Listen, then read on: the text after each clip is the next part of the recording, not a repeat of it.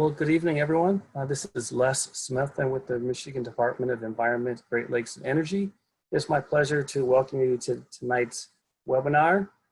This meeting concerns the Electro-Plating Services-I696 Site Community Update. We are pleased to welcome you, and we will get promptly ahead here with our agenda. Tonight, we have a couple of presenters that are providing you with updates on the status of the site. We have Tracy Katskameti with the Michigan Department of Environment, Great Lakes and Energy, who will be speaking this evening. She will be providing us a review of the electroplating services timeline. How did we get to this place where we're at today? And following that presentation will be a presentation from Tricia Edwards from the United States Environmental Protection Agency, who will give us an update on the investigation and the remedy selection for the site. Following the presentation, there will be an opportunity for a question and answer session, where we will take questions both written and hopefully a chance for some to make verbal questions to a panelist this evening.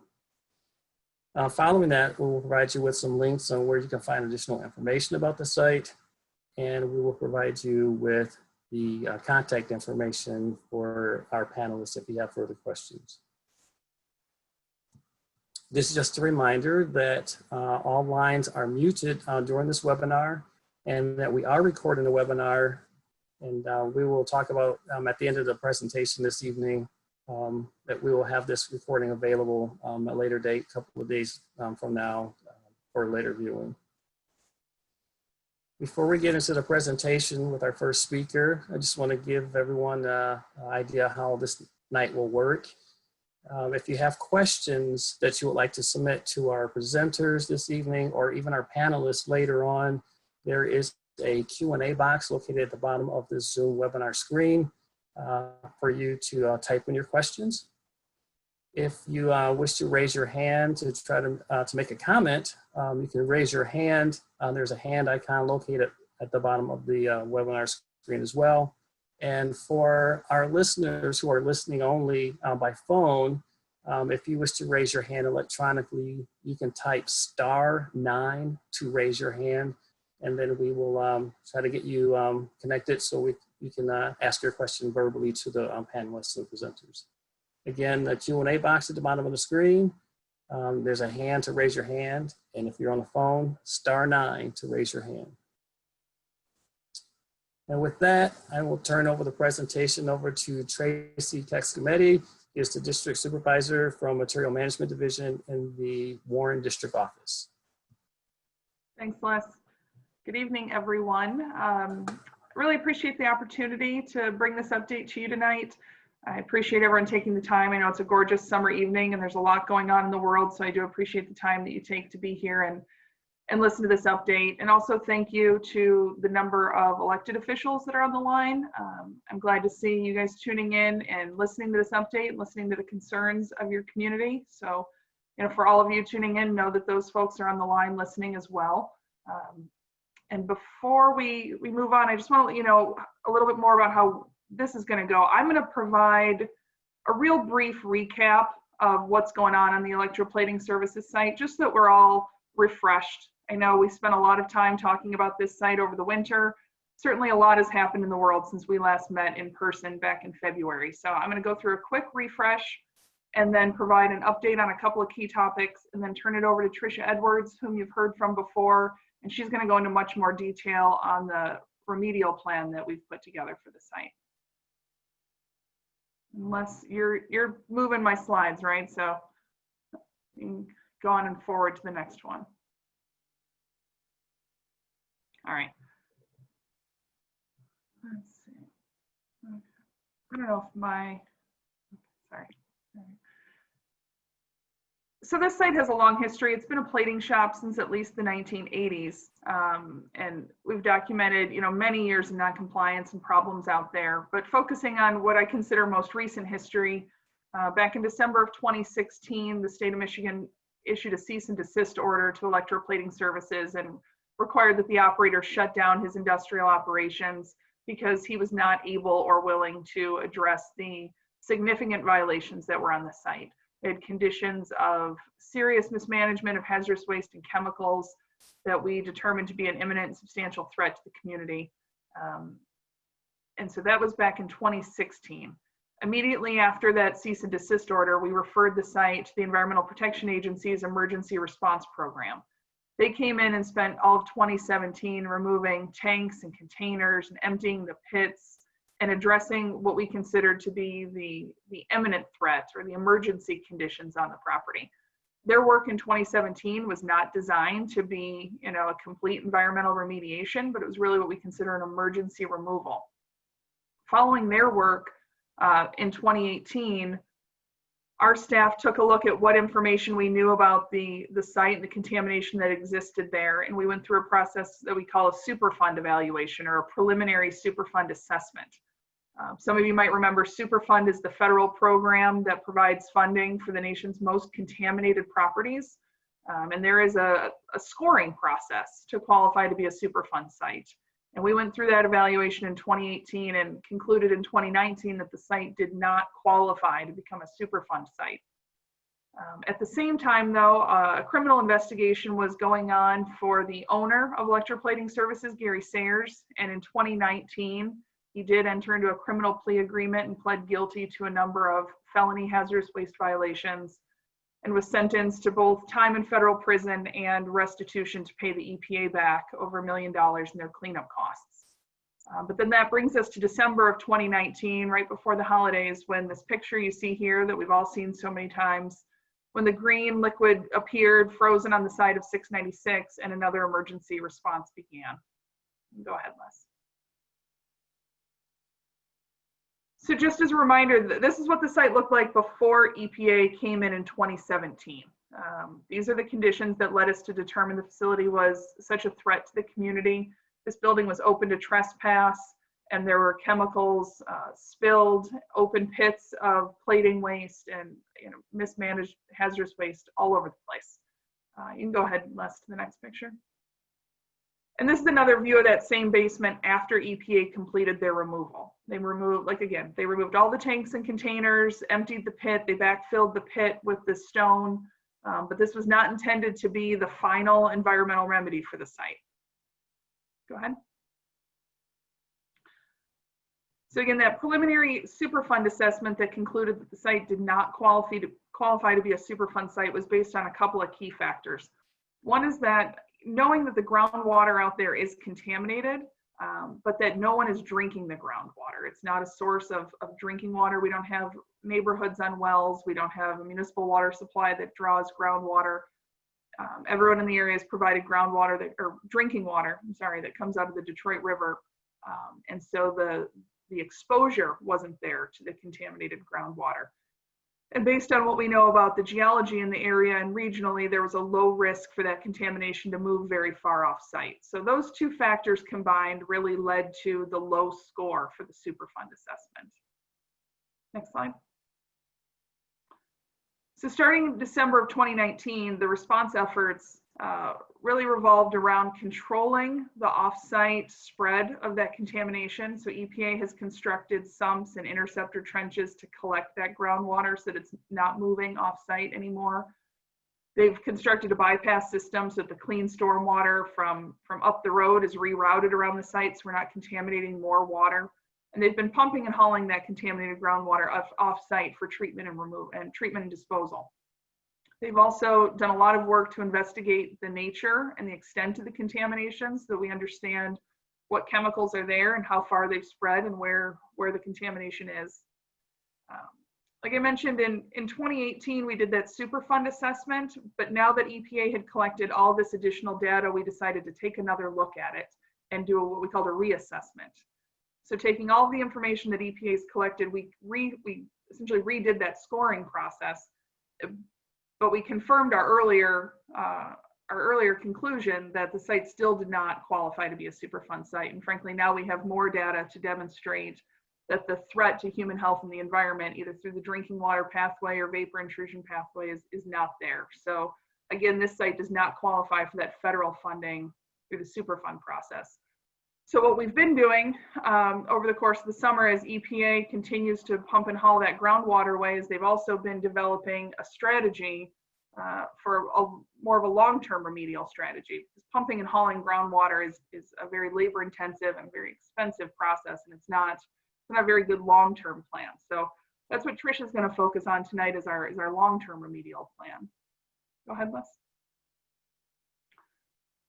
So you guys have seen this picture before, and Trish has a much more technical drawing that she's going to share, but I think this is still a good refresher. So as a reminder, what we're looking at there is contamination that is coming from underneath the EPS building.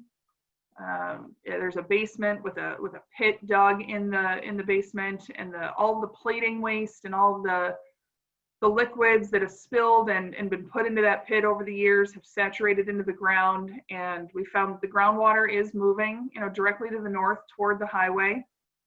We've got over 100 feet of clay beneath the site, and so the contamination really sits in this first 10 or 11 feet below the ground surface, and it moves directly to the north toward the highway, where then it's provided this sort of path of least resistance, down the highway embankment, and seeps out from behind that wall at the bottom of the embankment along the side of 696. So this picture shows what was happening before EPA came in and installed the interceptor trench or slip lined the sewers, and that this contaminated groundwater could move toward the north and leak into the storm sewers that go into Bear Creek, and it could run down the embankment and get into the storm sewers on 696 that go into Lake St. Clair. And again, what's coming out the side of the wall there is industrial waste from the plating operation that's contaminated with a number of chemicals. Les, next slide, please. And so these are the contaminants of concern on site. And there are other contaminants that we have found in all the samples that are collected, but these are sort of the main contaminants of concern. Hexavalent chromium, which is used in the plating process, it's a toxic heavy metal. Trichloroethylene, or we call TCE, which is a solvent. Cyanide, also used in the plating process, also a toxic hazardous waste. And finally, PFAS. I think a lot of us have been hearing a lot about PFAS in the news in Michigan the last couple of years. This stands for poly and perfluoroalkyl substances. PFAS is a group of chemicals, and so when we say PFAS, we're referring to a group of several thousands of chemicals, and some of which we have criteria for, and some of which we don't have the toxicology studies yet to develop criteria for. But we have found PFAS on the site in exceedance of environmental criteria, and so the site has been designated what we consider a site of PFAS contamination. I think a lot of you probably have heard about Michigan's response to PFAS. We have something called MPART, Michigan PFAS Action Response Team, and it's tracking the sites that are contaminated with PFAS and the work that's being done on those sites.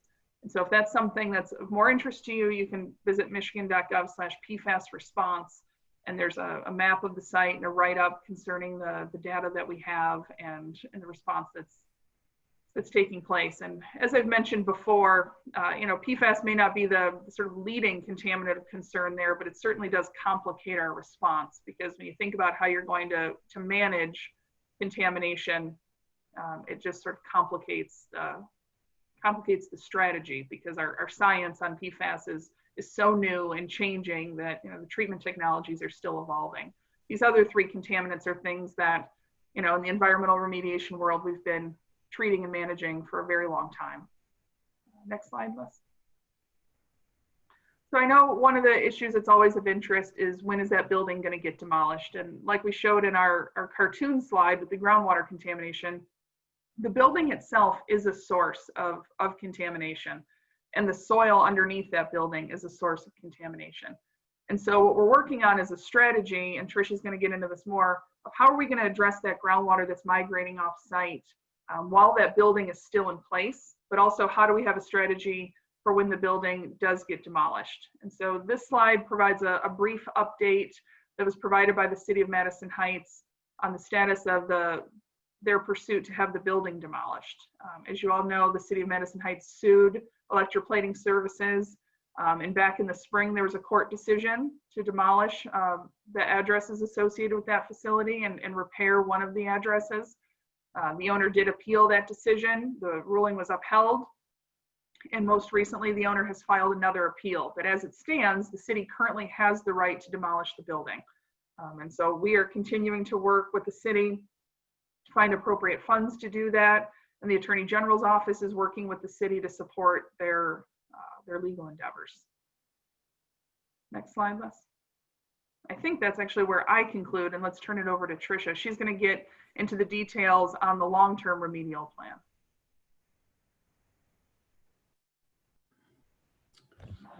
Hey, Tracy, thank you. Yeah. So I'm going to swap over and share my screen.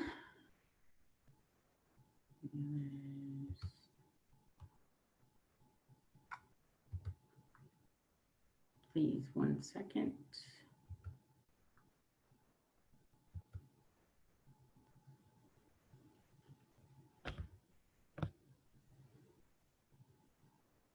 Okay.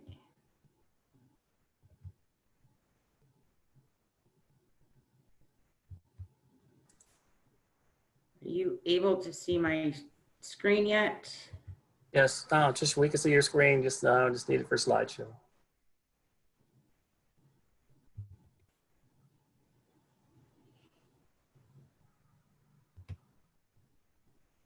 It's being difficult with that. There we go.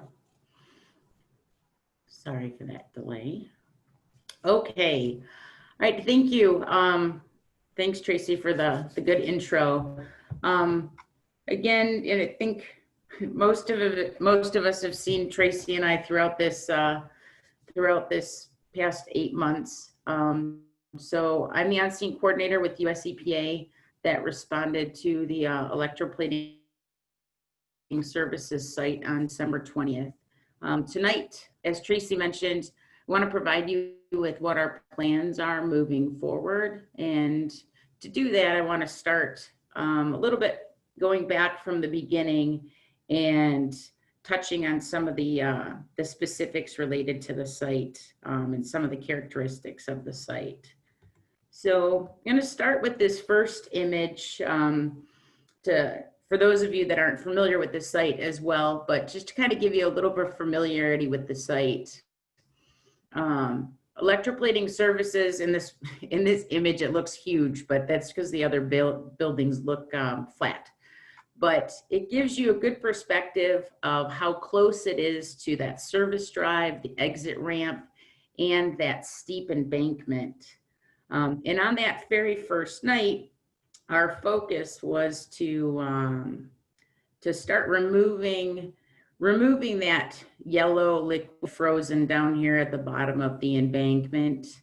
And also we were able to go inside of the building, and where we found the basement was in that sump that Tracy just provided a photo of, or image of, was also filled with a great deal of that yellow liquid, which at the time we assumed was hexavalent chromium from our history at that site.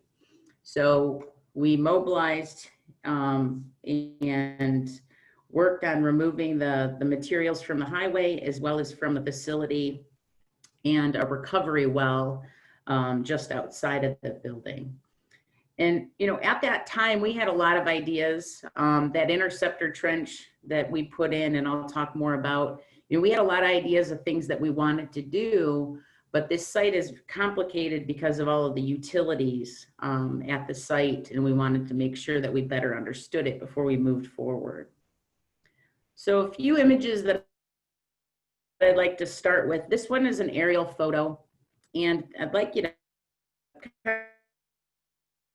pay attention to this black line. So I'm essentially going to give you an idea of some of the complexities. But before I leave this, I want to show you, we've got this green line here. We have, so between the green, the blue, and the yellow, we have a water main, a sanitary sewer, as well as a storm sewer. And some things that aren't depicted is there's some underground electrical, and there's also a fiber optics line that runs up here along the embankment. So definitely a lot of complicating factors related to this. So Tracy said that I had the fancier picture of the profile, but basically, if we were taking a elevation and a cross section of the site of that black line that I had showed you, it allows us to understand that really thick clay layer that Tracy had mentioned. But it also kind of gives you some perspective. These vertical lines that you see depicted here are soil boring locations.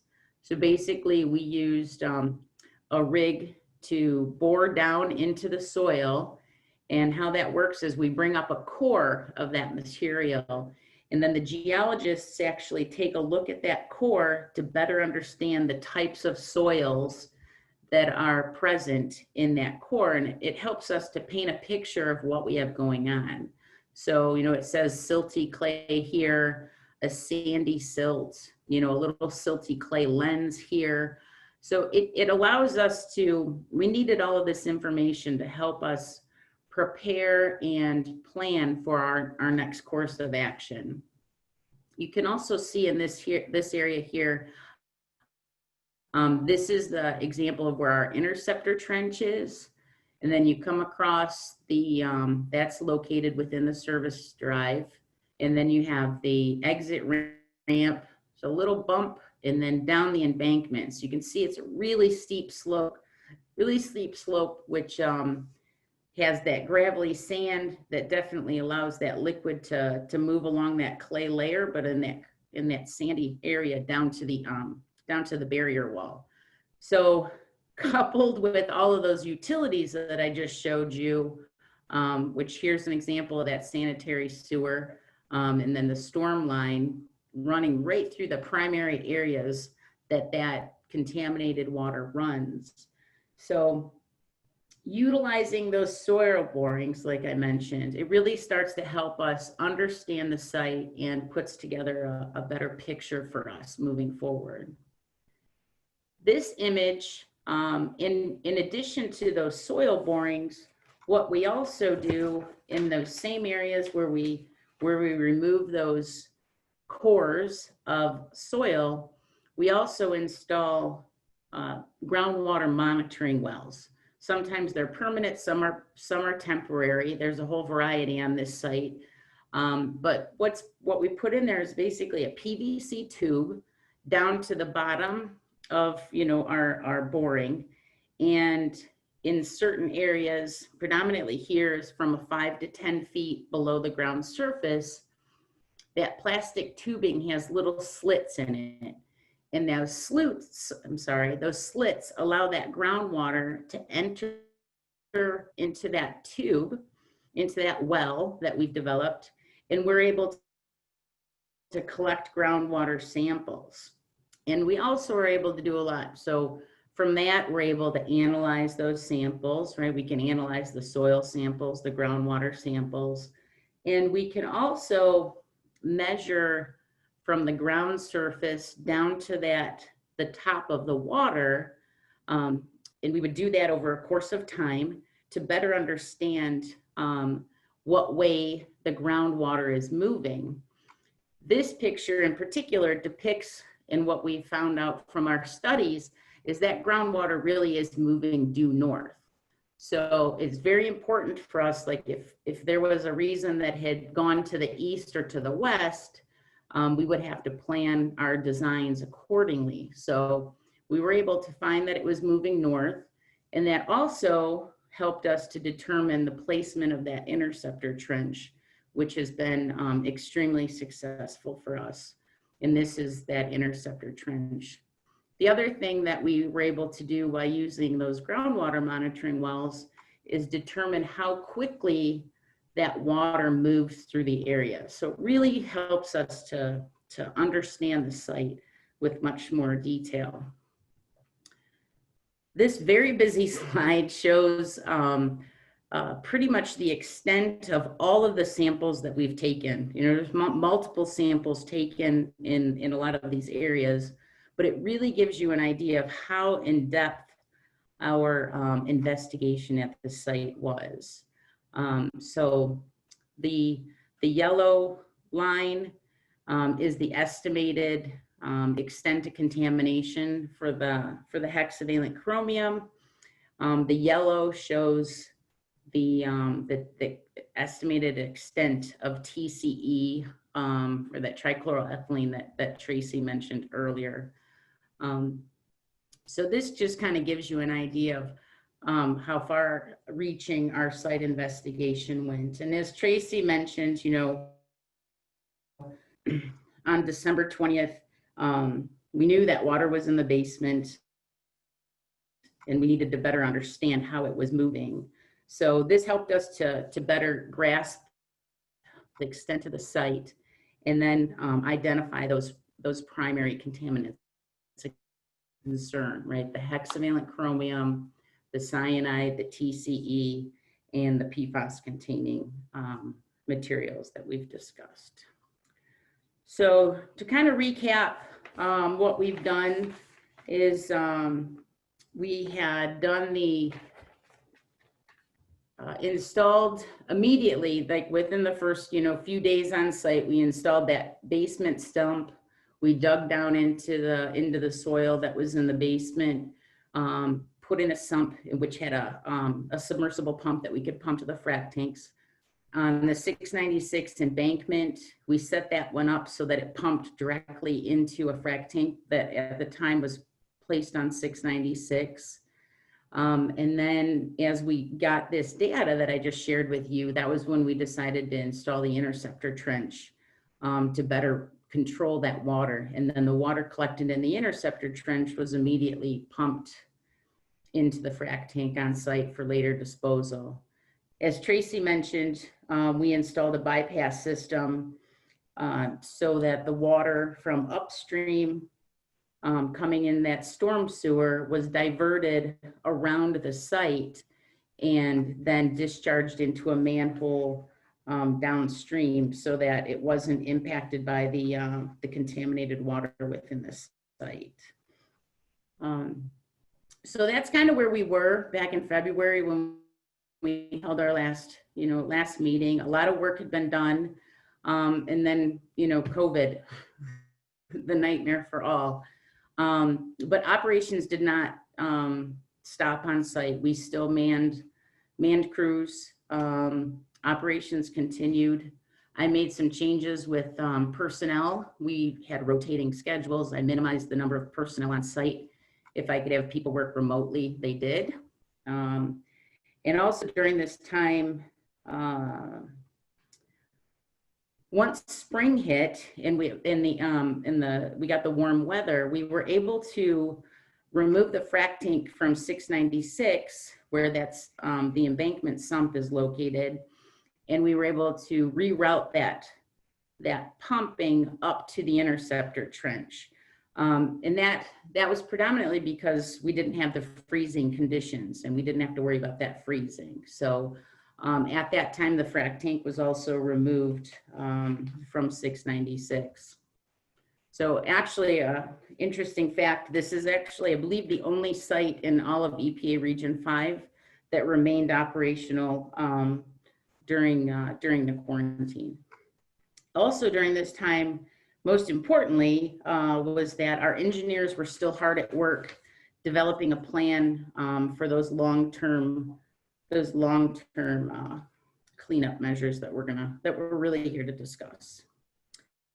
So to jump right into that, based on those soil borings and understanding the groundwater and understanding the contamination, we looked at all sorts of ways to clean up a site, and a lot of times, we get in and we do a physical removal of the contamination. At this site, that's really, it's the building's still in place, but it's cost prohibitive, even in the long run, and it's, currently it's currently not feasible.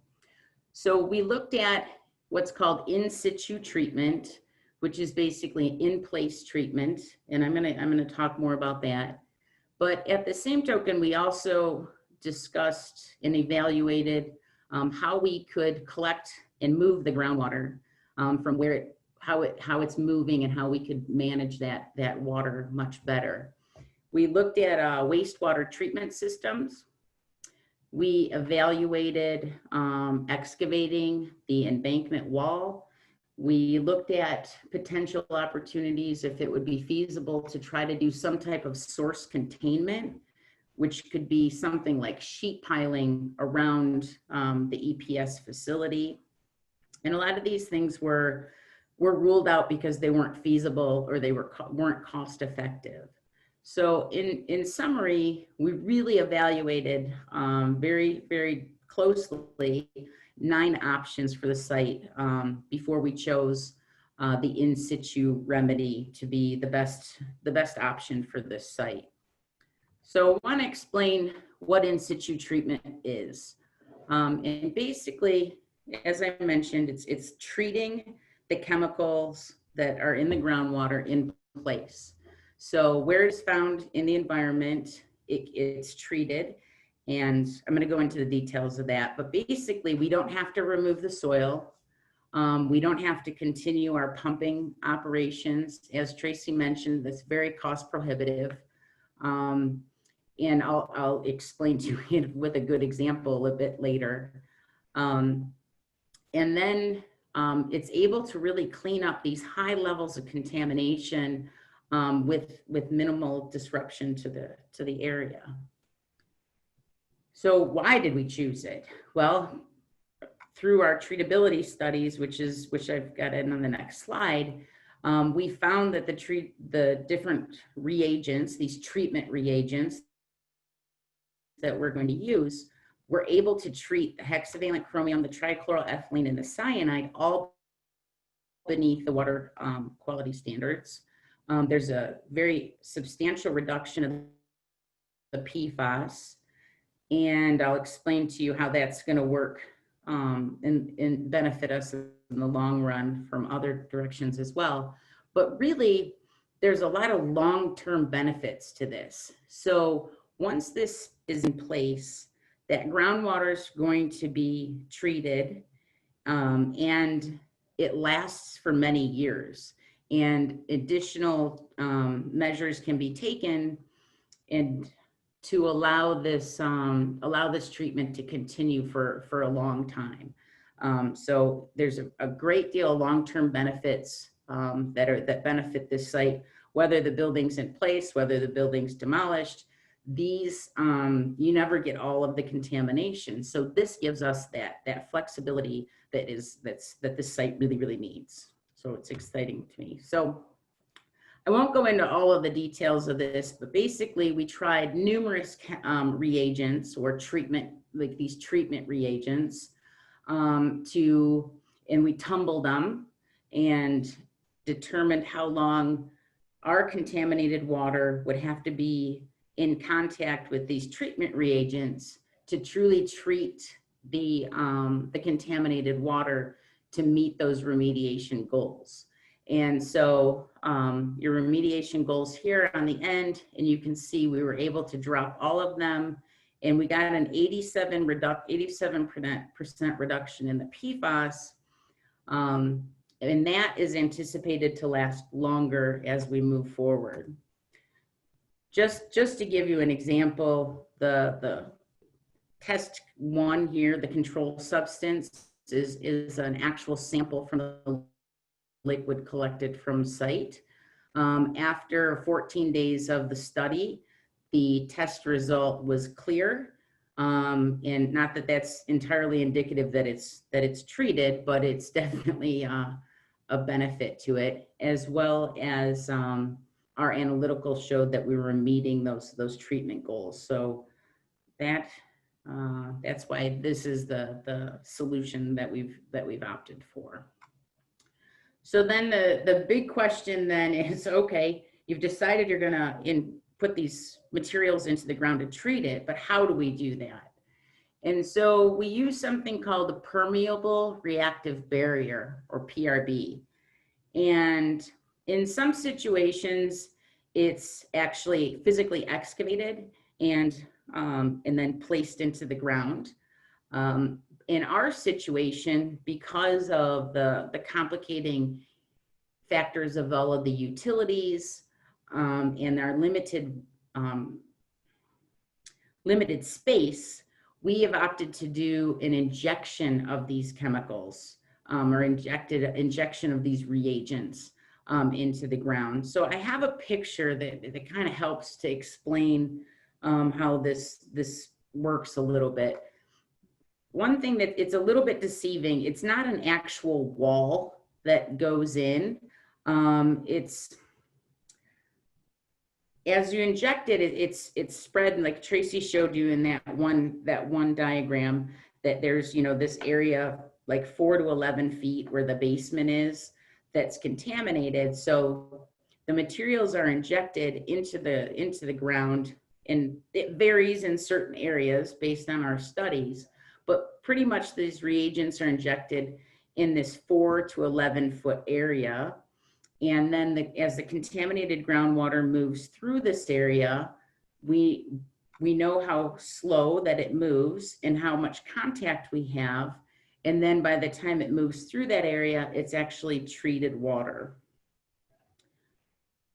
To give you an example of what we have planned for the site, and I'm going to talk a little bit more about the actual process of treating this material.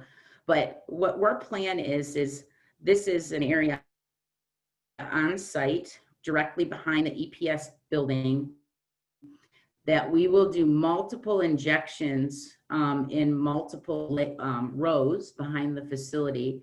And then it essentially forms this area, this treatment zone, more or less. And it's not, like I said, the permeable reactive area. So it's like a treatment zone where the water runs through there and is treated. Eventually, the interceptor trench will be removed and we won't be collecting that water any longer. And then as the road will also be restored. But we know that we still have some contamination that's moved through this area. So another reactive barrier wall, or I'm sorry, another PRB will be installed along the embankment, the top of the embankment. And then, not to get too crazy and technical, this has been a learning experience for a lot of us. These blue lines, these squiggly lines here, we're actually going to do an injection of a more soluble material than the PRBs that will run along that very steep embankment and will be able to treat the residual contamination that's in the embankment. So just on a side note, or let me back up. So we are also going to do we're going to put some of these reagents into the basement sump. Because of the condition of that building, we're not comfortable taking any heavy equipment in there. You know, the building's condemned, it's not safe. So we are putting some of these treatment reagents into the sump, and we'll be able to, we're allowing it to naturally gravity kind of feed out into that zone of contamination. But just to note, on the interceptor trench, as you know, that bypass system, the stormwater line runs down the road here. We would sample that stormwater in the catch basin, and after the interceptor trench had been in place for a little while, we actually were not seeing any hexavalent chromium making it into that storm line any longer. So we know we were very successful in minimizing the amount of contamination leaving the site. So before I go too far, you know, I want to explain a little bit, and it gets a little bit complicated. And I'm not, chemistry is not really my strongest suit, but basically the chrome 6 is reduced to chrome 3. You know, much like a septic system or a wastewater treatment plant, basically under reducing conditions, it'll reduce that chromium 6, the hexavalent chromium is chromium 6, down to chromium 3 or trivalent chromium. And it's used with, it binds with other naturally occurring elements, and part of those are some that we are, injecting, and it's essentially forming like rust. So that chrome is basically rusting, and it becomes inert and very stable in the environment. The chlorinated hydrocarbons, such as, as that TCE that are present, those under reducing conditions, and both with non-biological and biological mechanisms, basically it's degrading all of these chemicals, right? So it's slowly able to reduce these chemicals to the point where they're non-toxic, and that they're not a hazard. And those cyanides as well, under these conditions, they'll actually reduce, and then they become a stable precipitate, so in a solid state, so that they're not hazardous. So we made the decision that we were going with in-situ treatment, and we need to ensure that we know that the chemicals work based on all of our lab studies, but in mid-July, we did a pilot study, and we injected some of these reagents. This image is actually a photo of, this is the geoprobe here, and they did like a soil boring. They did the soil boring, they cored through, and then this is a high pressure line, and they're actually injecting those chemicals down into the ground, into that area of contamination that Tracy and I talked about above that clay layer. So that's done under pressure. And then on the embankment side, the intent was to install these permanent monitoring wells. So this one's just a hole in the ground, and then it was later filled. Whereas this one is a permanent monitoring well. So this well can be accessed, for years to come. And through our pilot study, this one thing that we learned from that was, we thought we were going to be able to inject this material as well under a little bit less pressure, but we weren't able to do so. So we were able to do that through gravity feeding. So it was a little bit slower process, but we are actually already seeing very successful results from that. Actually, some of the material in the 696 sump, we're already seeing that color change, and our analytical from the first round is showing a lot of success. So really excited to see that. So in addition to the in-situ actions that we've started with the pilot study, we also wanted to take additional measures to ensure that we're doing everything in that area that we can possibly do. So our operations continue on site. We're still doing that pumping of the liquid and hauling it off site for disposal. And as you can see by this, this table, we've already taken over 307,000 gallons off site for disposal. There's currently some liquid on site, but we've collected nearly 320,000 gallons of liquid. So it's an extremely expensive and it's cost prohibitive to keep this up. So we're really excited to see that the in-situ treatment starts to work.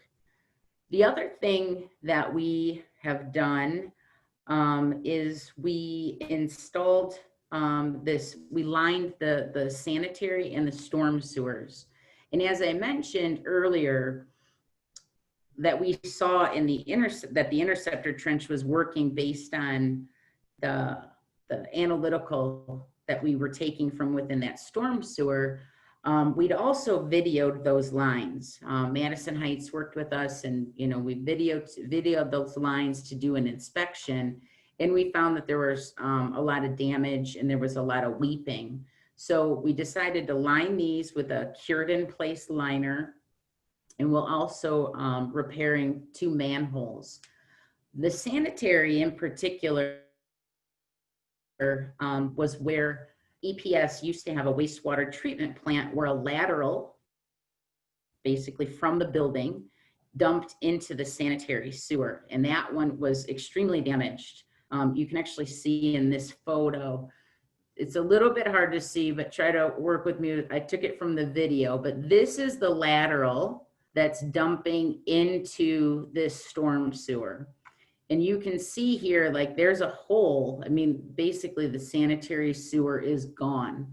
This is at 204.9 feet. And in the next image is I got it close. This is with the new slip liner, that cured in place liner. So the lateral has been cut off. There's no more lateral from that facility because it's not active.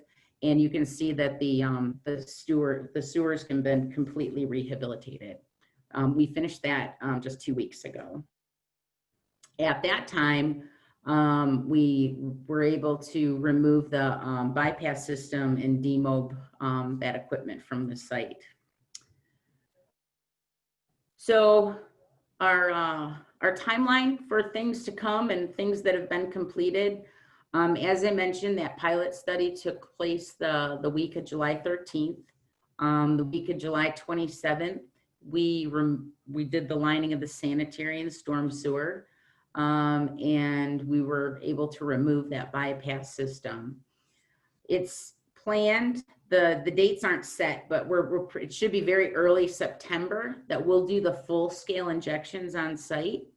Initially, another thing that we learned, we anticipated doing 2 rounds of injections, but now we're going to slow things down and just do all of our injections over a longer period of time. And then EPA is going to maintain operations on site because it does take some time for these treatment reagents to start working and getting some of those aerobic and anaerobic things going within the soils and in that groundwater layer. So EPA is going to maintain our pumping and hauling operations, and it's anticipated that that'll be until the end of the year. And then the interceptor trench will be removed and the service drive will be restored. The sump along 696 will be removed and restored. And, a lot of this is subject to change, but we anticipate, and some of it's weather dependent. At that point in time, EPA will demobilize from the EPS site, and we will be transferring over everything to EGLE. So the questions I'm often asked is how much does this cost? And so costs to date are approximately $2.2 million. And it's anticipated we'll probably spend another $2 million to complete all of the in-situ treatment, as well as, to continue those operations until the end of the year, which include the pumping and the disposal, maintaining staff. And so we're looking at, probably about a little over $4 million is my estimated costs for this removal. As I mentioned earlier, there's a lot of long-term benefits to doing this in-situ treatment. And one of the things that comes with doing in-situ treatment with these injections is we want to maintain and understand the performance of these reagents that have been injected. So there'll be, these are EPA costs that we worked with our contractors to put together. That will go into the future, but part of EPA and the emergency response program, we don't do what's called operation and maintenance. So working with EGLE, we presented all 9 alternatives and discussed that and agreed that this was the course of action we wanted to take together. EPA agreed to take on these operation and maintenance costs. So with that comes quarterly groundwater monitoring. which is estimated at $48,000 annually.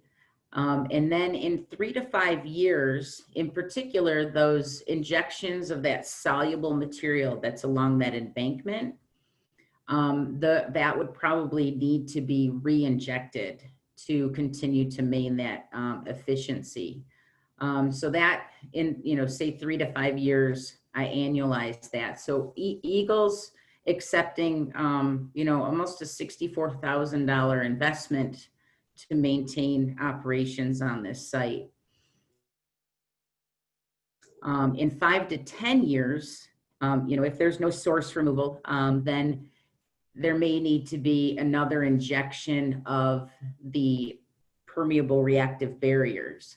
Those will need maintenance and possibly need to be re-injected. And that is upwards of, $250,000 to over $330,000. So it's definitely a very expensive, costly site that everybody's putting forth a lot of effort to get cleaned up. I'm gonna leave that with you. As always, both EPA and EGLE try to maintain our websites. So here I've included links to both of our websites, and I know Les said that this is being shared, but we will post this PowerPoint presentation on probably both websites as well. So Les, I will let you take over the screen and go from there.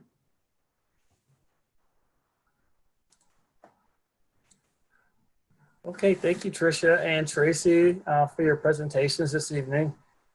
We do have some questions that have come in during the presentations. For our attendees, I just want to remind you of ways that you can ask questions this evening. The first is to use the Q&A box located at the bottom of the webinar screen, at the bottom of the Zoom webinar screen. Another option is to use the hand icon to raise your hand, and we will connect with you and unmute your mic so you can ask a question. For our attendees who are listening only by phone, you may select *9 on your phone to raise your hand, so you can indicate to us that you wish to ask a question. And with that, I would like to bring up our panelists for this evening who will be helping answer the questions from you, the attendees. You've already met Tracy and Tricia already. Next, I would like to introduce Mr. Joe DeGrazia. He's with EGLE's Remediation and Redevelopment Division. He's located in the Warren District Office. He's the incident manager there. Next, I'd like to introduce Melissa Marsh with the City of Madison Heights. And last but certainly not least is Lisa Fisher, and she is with the Michigan Department of Health and Human Services. And these are our 5 panelists who will be helping to answer the questions that you have this evening. And with that, I will start. We have some questions that are coming in, so I will start with questions that we have that have been received. So our first question goes to Trish. Do you measure the treatment effectiveness after you began treatment, and how often? Yes, so that would be part of the performance monitoring, and it's anticipated that'll be done quarterly. As I mentioned, with this first round of injections during that pilot study, we've already done one series of sampling because we just wanted to get an idea moving forward. But I anticipate we'll do another round of sampling before we turn it over to the state, and then it will be EGLE will take on that quarterly monitoring from there. Okay, all right. Thank you, Tricia. Another question it concerns the presentation on the interceptor trench. When was the interceptor trench installed? I'm sorry, Les, I was turning my camera back No, on. it's okay. The question concerns the interceptor trench and when was that installed? So I think it was the second week of, maybe the second or third week of January was when it was installed. We had done our, due to the holidays, we had a really difficult time getting a lot of equipment to start our investigation. So that investigation started on January 3rd or 4th. And then we started getting that analytical back, and it was the middle of January when we installed that interceptor trench. And that interceptor trench, I think it's a little over 70 feet in length, and it goes down to that clay layer and then is just slightly sloped back to our sump that's at about 13 feet. Okay. All right. Thank you, Trish. We have a couple of questions from attendees who are asking about the reagent. One specifically, there's actually a couple of questions asked a similar question, is what is the primary content of the reagent that is being proposed to be used at this site? So it's, and I'm not the chemist here. So it's like a ferrous material. So it's an iron-based material. And I can, if you want to give me their contact information, I can talk to them and even have our engineer help explain that a little bit more so. Okay. Similar question, it's in line with that, is about the pH. What kind of effect does a reagent, is there any effect, having expected effect on the pH of the groundwater? So no, the pH of the groundwater has been relatively neutral, which may be down to 6 in some areas. And so during that pilot study, one of the things that we were definitely monitoring regularly was the pH. And we had materials so that we could adjust the pH of the reagents as we seen fit. But we didn't have any issues with pH at that time. But we're just, like I said, we're just starting to review some of that analytical, and we can talk about that further if they want to reach out to me, no problem. And I apologize. Okay. I was off work last week unexpectedly, so I didn't get to review that data as I would have liked. Given the long-term cost of the long-term maintenance, why is the option of leaving the source in place even being considered? Tracy, do you want to take this, or Joe? I'm sorry. Yeah, no, I can try to help with that one, Trish. So like Tricia mentioned, EPA presented to the state at least 9 different options, some of which were combinations of different remedial strategies, right? Excavating the contaminated soil, installing a groundwater treatment system, and they evaluated both the effectiveness and the costs of those systems. And all of them have really significant capital costs. I mean, none of these were low dollar figure projects, right? But what we have out there is a situation where the groundwater is already contaminated outside of the footprint of the building, right? So that space between the building and the bottom of that embankment, we already have groundwater contamination in that zone.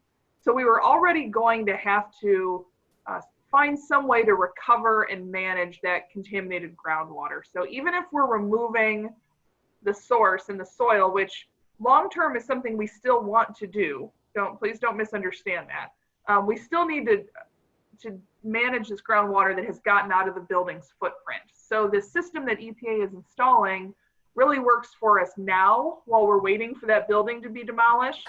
And then once the building is demolished and we can address those contaminated soils, either through some mixture of excavation or soil treatment or whatever could happen underneath the building, this in-situ groundwater system will still address the groundwater that has already moved outside of the footprint. So please don't get the impression that we're tabling the removal of the source. Source control is still a goal of ours because, like you observed, the cost of this system is directly related to its lifespan, right? And we will need this system in place as long, longer if there's more contamination in the ground. So our goal here is still to have the building demolished and remove or manage the source of the contamination. Okay. All right. Thank you. Tracy, we have a couple of PFAS related questions. Okay. Could you please tell us what was the portrait at the debut in relation with PFAS, and what has been done to address the contamination? And finally, what is the portrait today? Sure. So we did find PFAS in the groundwater on site, and Tricia is probably a little bit fresher on the data than I am. But because this was a plating operation, it was not unexpected that we would find PFAS. PFAS was used in a range of industrial applications, including chrome plating specifically. And so it's common that we're finding it at chrome plating shops, particularly where there's already groundwater contamination. And so I consider PFAS sort of one of a number of contaminants of concern. It's not the main driver here, but it complicates our remedial plans. And the reason I say it's not the main driver here is back to that risk analysis that we did, right? When we thought about the ways that this groundwater contamination could potentially impact human health or the environment, the main thing to keep in mind here is that nobody is drinking this groundwater. We are all served by municipal drinking water that comes out of the Detroit River. So the PFAS in the groundwater now really becomes a remediation problem. And so what was important was that when EPA is devising their system, well, even before they're devising this remedial system, when they're doing their current operation of pumping and hauling the groundwater, it's important they're taking that groundwater into a treatment facility that can properly treat all of those contaminants. So not just the chrome and not just the TCE, but also treat the PFAS. And then similarly, when they're devising this in situ system, they're devising a system that addresses all those contaminants plus the PFAS. And so there's and Trish can talk more about this, but there's an activated carbon or granular sort of activated carbon component to this in situ groundwater system that will absorb the PFAS as it moves through the soil. So we expect that I think it was an 80% removal in her pilot study, and we're going to be doing the performance monitoring to see how this in situ system performs for PFAS removal. And the thing is, we always have the opportunity to make tweaks and adjustments along the way. If we find that this system is not removing PFAS as much as we need it to, we can start looking at other ways to improve the remedial system. So I guess my point is the system that's being presented to you today is not the last and final thing that will ever happen on the site. I mean, that's the important part of performance monitoring, is we're going to make sure that it's working and make adjustments along the way where it's not. Okay, thank you, Tracy. I have one more PFAS question, and then I want to go to the phone. We have someone on the phone that raised their hand. But this question, again, is about PFAS.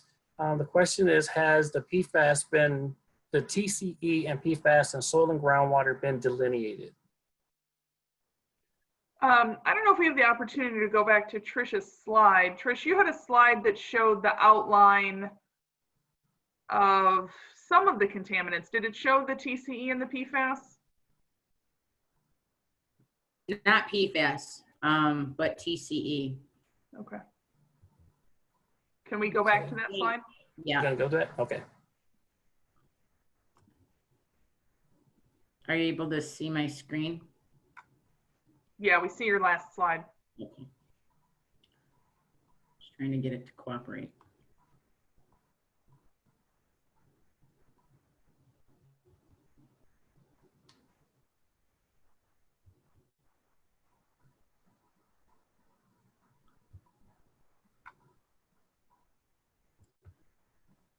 If only it would move. There we go.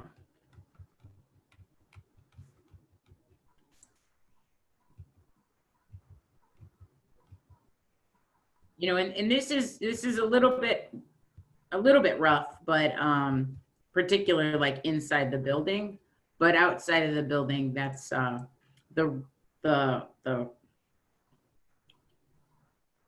what you see is the red line here is the estimated TCE boundaries.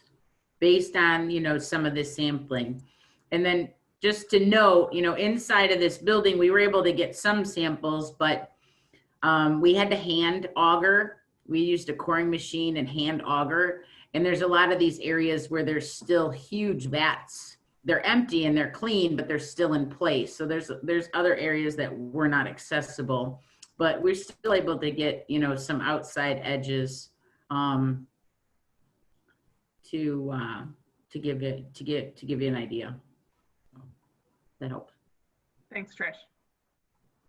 Thanks, Trish.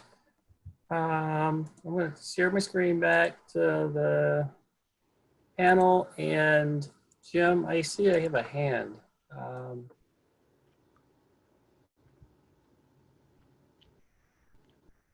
Hi, my question is, you mentioned that those in Madison Heights are not drinking groundwater from the contaminated site because the drinking water comes from the Detroit River. Has it always come from the Detroit River, or was there another time when the city water came from another source that could have potentially had this contaminated water? I can speak to that. Thank you for the question. And Melissa Marsh from the City of Madison Heights, feel free to jump in if you know more of the history than I do. I mean, the City of Madison Heights, actually, Melissa, why don't you, do you want to take that question?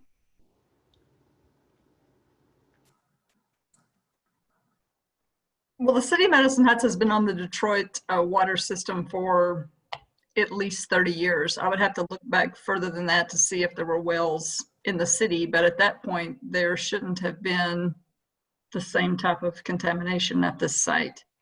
So I can look into that. Yeah, the other thing I would add, thank you, Melissa. I didn't want to venture a guess. I was thinking 40. I knew it was decades. The other thing to keep in mind, and think back to Trisha's slide that showed the direction of the groundwater flow. The groundwater is moving due north, right? And it's not spreading into the neighborhood to the south.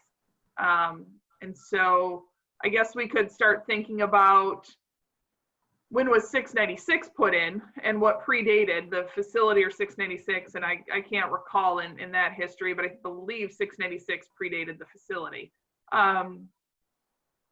If not very, very close in timeline there. So, again, the contamination because of the natural geology, even if somebody was on a well, let's think about this. If somebody was on a well, they're not going to be on a well in that first 10 or 11 feet, right? So we have 10 or 11 feet of permeable soils like sands and gravels and silts with 140 plus feet of clay underneath that. So if somebody was on a well, they'd be trying to get to a water table underneath that clay. And so when we think about the risk factors there, the contamination just doesn't have the opportunity to migrate very far given that geology. So I do know that 696 was open in 1964, 63, 64, so. Oh, wow. Okay, my timeline was off. I thought it was late 70s. And the facility, I believe, has been there since the early to mid 80s. Yeah, thanks to Google. Okay. Next question. Is there no remediation for the contaminated soil, just the groundwater? Trish, do you want to take that or do you want me to? Nope, I'm okay. So currently the plan is not to do any removal or remediation of the soils. So the soils that were impacted along the 696 embankment, that we don't want to take any chances of destabilizing that embankment, and then tearing up the road, like the soils that were impacted, the interceptor trench, once that's removed, those soils and that will be disposed of. But the predominant, concern is the contamination within that groundwater. So hopefully we're able to treat that groundwater so that we don't have the continued recontamination of those soils. And then there'll be some treatment within the soils where the injection is. But no, right now there's no further plans to do any remedial efforts to the soil. I don't think it's necessary at this time. Okay. Trish, there's another question related to this one. The question from one of the attendees is, how many years before you realistically are able to remove soils from the site? For disposal? Or For this, it doesn't specify, but I'm assuming, I'm reading into it for disposal, removing the soils from the site for disposal.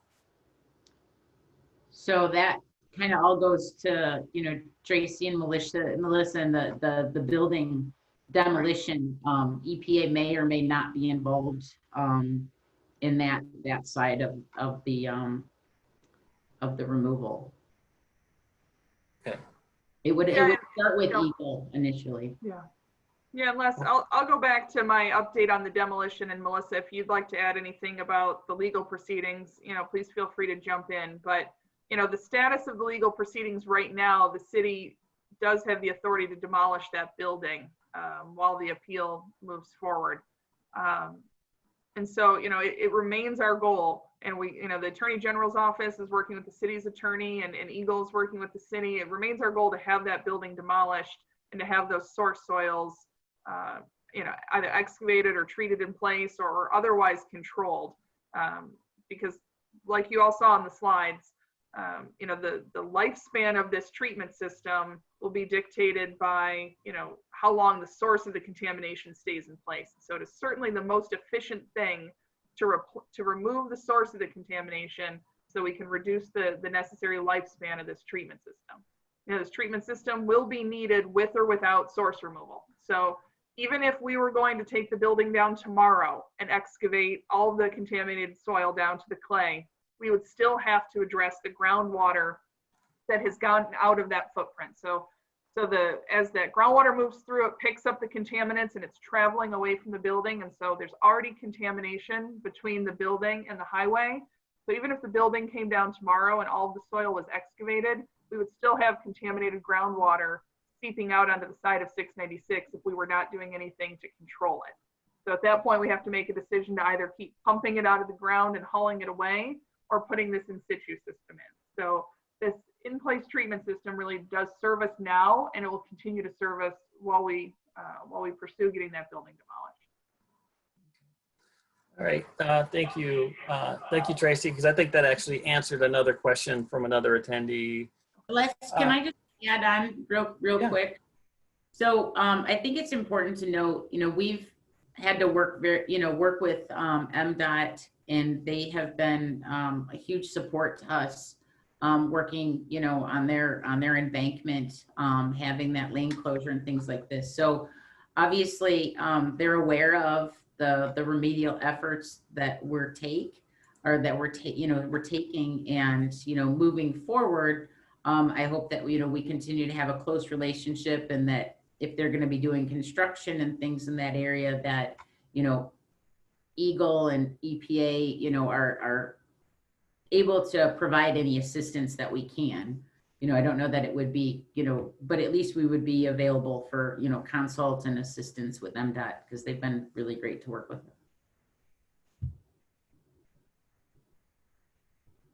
Okay. Trish, this one's for you. Will EPA seek cost recovery from the owner of this site for $4 million?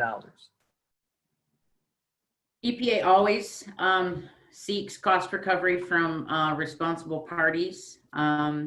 Unfortunately, Mr. Sayers already owes EPA $1.5 million from the previous cleanup action. But it is standard protocol that we evaluate, and the enforcement side is handled outside of myself, but typically, yes, we seek cost recovery. Thank you. Next question deals with the use of groundwater in the area. The question concerns, what about people in Madison Heights who use groundwater to fill their lawn, to water their lawns, fill swimming pools, water gardens, etc.? Yeah, I can take that, Trish, if you want. So if you go back to the map that Trish put out that had the borders of the contamination, the one thing we know from the investigation that EPA has done is that the contamination has not spread very far from the footprint of the building.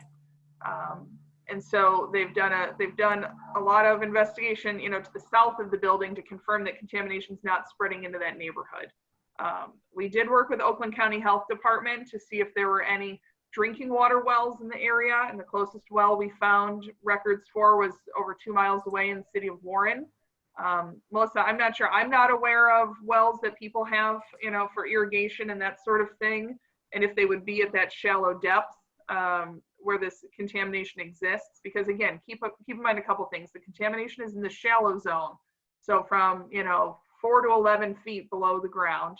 They're not in a water table, right? I mean, and so if people do have wells, I don't know if they're in that shallow zone, but again, this contamination has not spread into the neighborhood or into any residential areas where even if someone did have that well, they would be drawing on that water. Melissa, do you know of irrigation wells in the city? The city isn't aware of any wells, which answers another question that I saw. We're not aware of any in the city. And so when people are filling their pools and watering their lawns, they're doing that normally from their outdoor spigot, and that water is coming from the Detroit River, just like the water you drink inside your house. Okay. Thank you. There's another question about cost. The estimated cost is $4 million. Who pays for that figure? So oh, go ahead. No, that's okay. I was going to tell them most of the money is paid by the federal government through the EPA, so you would be the right person to answer that. No, you're correct. So it's taxpayer dollars. Okay, thank you. Has EPA checked to see if contaminated off-site migration traveled in the sand backfill of both the sanitary sewer and the storm sewer? So yes, we actually did soil borings on that map, as Tracy referenced as well, and we actually straddled the storm sewer in particular. And then we have our extent to contamination. So, but we did straddle the storm line along the highway or along the service drive to identify if it was actually traveling along that corridor. And, in some areas there was definitely contamination closer to the footprint of the building. But as we got further away, we didn't find it in the soils, but we knew that there was still infiltration into those storm lines, and that's why we chose to do that in-place liner, so that we could make sure that that water didn't infiltrate the sanitary or the storm sewers, and that it would more likely be treated with the in-situ treatment. Okay, thank you, Tricia. Another question about pH. If the pH remains neutral, how do you create a subsurface reducing environment that you mentioned? How do you create that subsurface reducing environment? How do you add electrons to those contaminants to reduce them? Oh boy. So I know that I can have I can't answer that, honestly, not very well. I know that that pH has been a concern with all of the engineers and that on site, but I'm not a chemist and I can't explain it. So I'd be happy to speak to whoever it is that asked the question offline, and even tie in my engineers so that they can explain the chemical reagents that we're utilizing on site. Because I can't answer that honestly. Okay. And for our attendees, as a reminder, before we end our time together this evening, we will be sharing contact information on the couple of slides coming up here at the end of the webinar. So get your phones ready for that if you want to take a picture of those contact screens when they come up. Thank you, Tricia, for that response. Next question is, what is the pressure that the injection system will operate at? Is it in pounds per square inch, PSI? Can this create problems with contaminants moving in directions other than the predicted groundwater flow direction? I had a good visual for it. So basically, as the material is going down into the soil and it's injected out, we're working on those are some of the things that came out of the pilot study to determine how that pressure will work. It's not designed to push the contamination away. It's filling up kind of like voids within that soil, or even creating some voids to, create that permeable reactive barrier. So during the pilot study, obviously as we're determining what those pressures are, and we're determining basically the slurry mix, like the permeable reactive barrier closer to the building is actually it's a liquid, but it's pretty thicker liquid. And as it's injected, the idea is that it will go out and hopefully fill up like about our points of injection will be every 5 feet. So hopefully those 5 feet injections, they meet so that we create that permeable reactive barrier. So those are things that have come out of the pilot study. And that's why we're making some changes to our scope of work, moving into the next round of injections. I hope that helps. Okay, thank you, Tricia. For Ms. K, I believe Tracy, this is for you. How was it determined that the contamination is only confined to the shallow groundwater to no deeper than 14 feet below surface? Sure. And Trish, I don't know if you can put up your map of all of your site investigation, but we relied on EPA's site investigation. They did a number of groundwater samples and soil borings throughout the site to characterize the nature and extent of contamination, and we relied on their site investigation.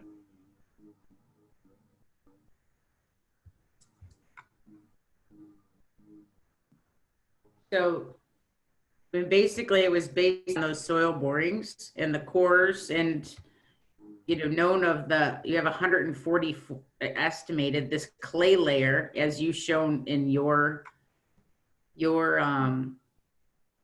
presentation. This clay layer, it didn't exceed that 140 feet. And Trish, can you put that in slideshow for our viewers? It's a little small. There we go. I apologize. No worries.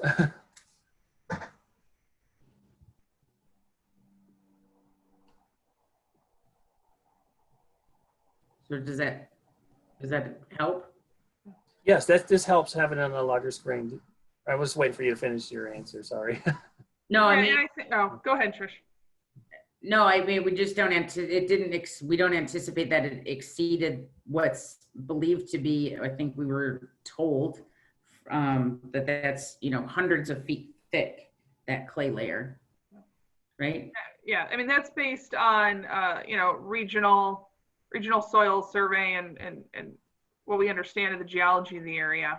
And I think the question comes from someone with a fairly technical background from what I can read in the Q&A, but just for the sake of everyone on the line that might not have the geology background, right? I mean, the groundwater can travel through that, the 11 to 14 feet, right? From the surface down to about 14 feet where you hit that native clay, where it's this mix of sand and gravel and silty soils. The groundwater can move through that fairly easily, but picture it moving through sort of sand, and as it sinks down, it hits the top of the clay. and it's going to be more, less resistance to move laterally through the sand than to find any cracks or fissures to go down into the clay. And what's happening, especially with that significant gradient change on the embankment, is it's really providing this sort of path of least resistance for it to go and seek this low point down at the highway. So it's not to say that clay soils can't become contaminated, but certainly groundwater does not travel through clay soil nearly as readily as it does through sand and silty soils. And so it's a matter of just the permeability of that top layer lends itself to having the contamination migrate through that area instead of going down.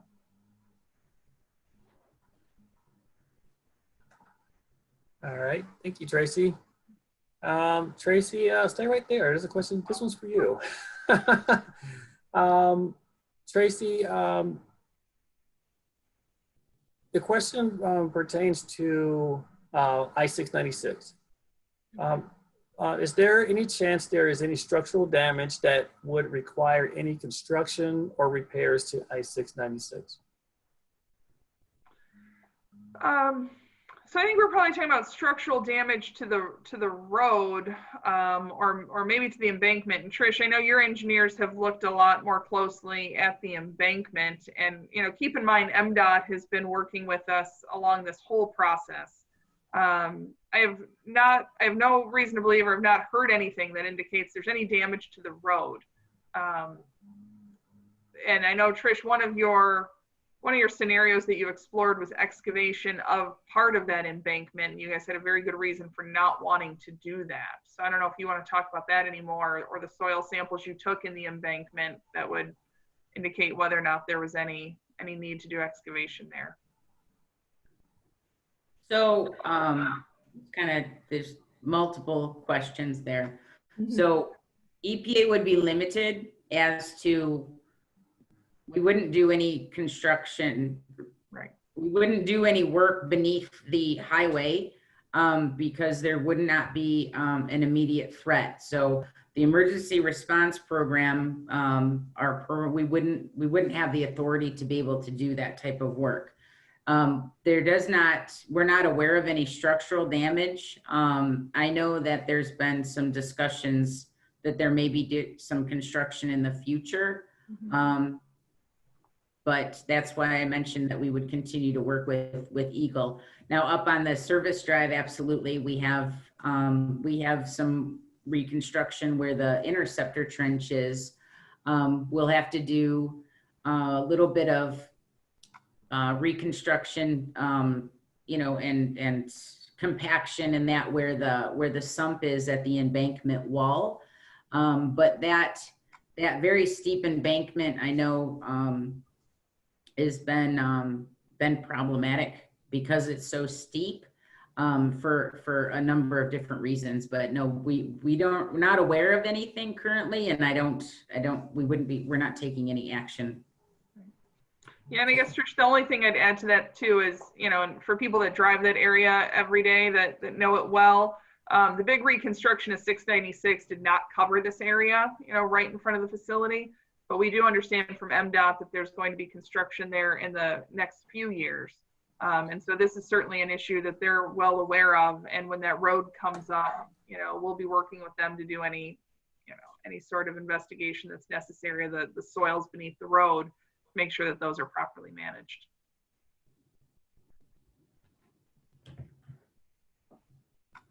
Okay, thanks, Tracy.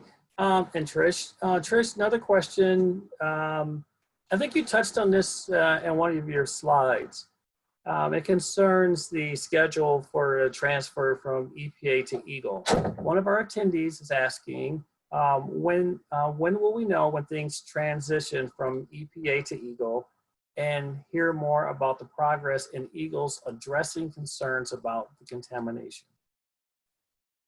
I think so. It might be actually two folks here on this one. So there'll probably be a little bit of both of us. So the intent is the typical for the emergency response program standard. We usually are not on sites. We're kind of limited for 1 year. This one I've got an extension so that we can work through that. But the intent is once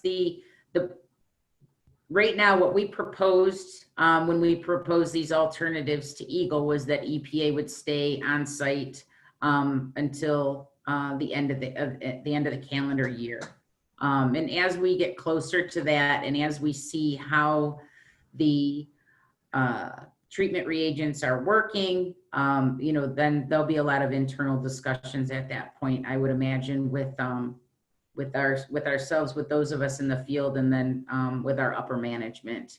And as I mentioned earlier, the reconstruction of the road, removal of that interceptor trench, we need to make sure that we're in a confident position before we remove that.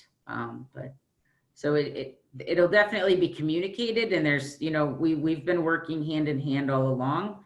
We've got a great working relationship, so I don't intend that to change any. So it'll definitely be something that's decided on, mutually. Okay, thank you, Trish. And Trish, there's one more here. This concerns soil samples that were collected by EPA.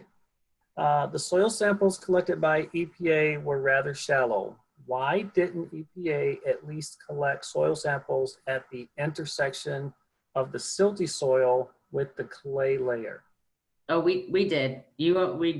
That example is just one snapshot of, just one intersection, basically, from B prime. So, but no, we took soil samples and groundwater samples, and depending on the screening, we went down to that clay layer for virtually all of our samples. So some of this areas, the clay layer was at 11 feet, some of it was at 15 feet. A few areas along that embankment where it got really steep, it was slightly deeper. But no, that was the intent was, we did go to that clay layer. Okay, thanks, Tricia. I guess we should note, like, there's on our web viewer, there's a viewer available on the EPA website.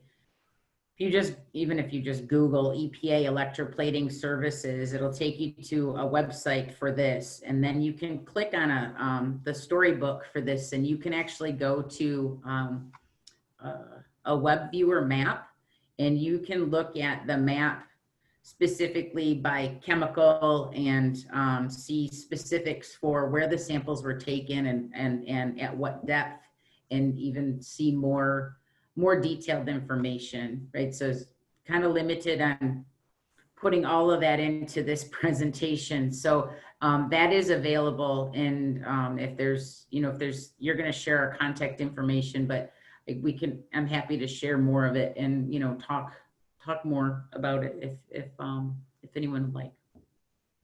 Well, this would be a good time, Trish. We've got a pause in the questions coming in. So Trish, if you could bring up your contact slides and give our attendees an opportunity, if they have their mobile phones ready, to take a picture of that.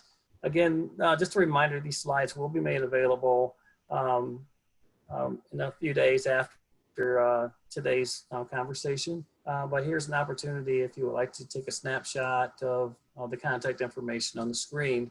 We have some more. Go ahead. Les, I have the websites up, but I think the contact information was, I think that was on your screen. I have that, and I'll bring it up after this. Okay. Mm-hmm. Sorry, I was like, no worries. Yeah, and Les, just to add one thing, I think there was a question earlier about the transition from EPA to EGLE. Both agencies are keeping these websites up to date. And what I would expect is, when we do this final handoff and EGLE starts to take the lead on maintaining that treatment system, EPA will write their final pollution report, but you can always find, their website's not going to go away, right? You can always find the websites for their past projects, and that information will be there, and we will continue to update our website and keep that information current. So after this meeting tonight, based on the presentation, the questions we've heard, we're going to update our frequently asked questions document, and that will be on our website. you go to the very front page of EGLE's website, there's a button for contamination investigations, and this website lives right there. So it's fairly easy to find. It's not buried too deep online. And again, you can Google it and find that information, but it'll be very clear there when that transition happens. Okay. Tracy and Trish, I'm going to bring up the other contact slide. Okay.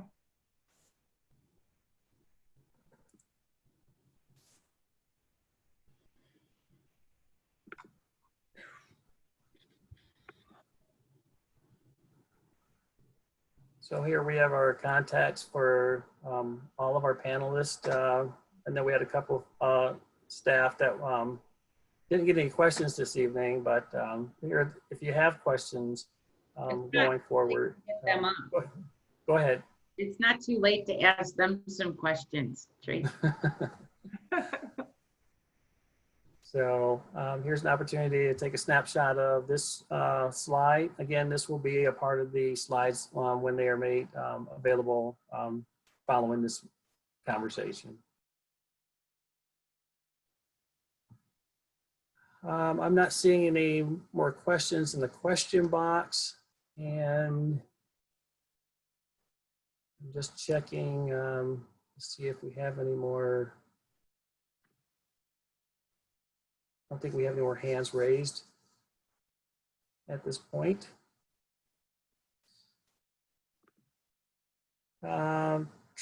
Tracy, would you like to have any closing remarks for this evening? Yeah, thanks, Les. I mean, again, I just want to, give my appreciation and my thanks to everyone who took the time to join us tonight. I know that, these slides on environmental remediation that are so common to all of us, a lot of this information is new to you, and having a site of environmental contamination in your community, certainly one that's gotten so much attention through the media. I know that's been worrisome to a lot of people. And so I hope that you got all of your questions answered, and I hope that you understand all of the work that's been happening here to control the contamination on site. I hope that you've come to understand the way that the risks are being managed, and that the different pathways of how this contamination is moving from the site, and that it's not impacting the drinking water, and that there's not a human health exposure here. So I really thank you for taking the time to dig into this issue and listen to these updates, because I know we hear what's on the media, and it can sound scary when it's helicopter flyovers of green ooze on the side of a Metro Detroit highway. And so I know that's been stressful for members of the community. So thank you for staying with us and for all of your engagement in this issue. Again, we're going to keep our frequently asked questions document up to date. You can always look there and look on our websites for information, and please never hesitate to reach out to Trish, myself, Melissa Marsh from the City of Madison Heights, Joe DeGrazia, the EGLE project manager on this site. Lisa Fisher's available for health questions if you have any health questions. So please don't hesitate to reach out. And just thanks again for taking the time tonight. Yeah. Tracy, and Les, before we close out, for the specific, like the pH questions and that that I bumbled up, please feel free to reach out to me. I'm happy to clarify and get those answers for you. So just send me an email, reach out, and I'll get that clarified. Hey, Trish, if I could point out one thing, I know sometimes it's hard in a public forum, right, to get a question that you can't answer. But if anything, to me, what that demonstrates is what a really talented technical team EPA has behind them. I mean, they put together a team of engineers and geologists, this multidisciplinary team, to study the site conditions and come up with all these remedial options. And so please know that it's not Trish and I figuring out all of this and making all of these decisions in a vacuum. I mean, EPA has really, really significant technical resources at their disposal. And that's why we bring them in and ask them for assistance on sites like this. And that's why this partnership is important. So Trish, please don't feel any stress over not being able to answer questions about the reducing environment and groundwater. It's just a testament to the technical resources you have supporting you, I think. Thanks, Tracy.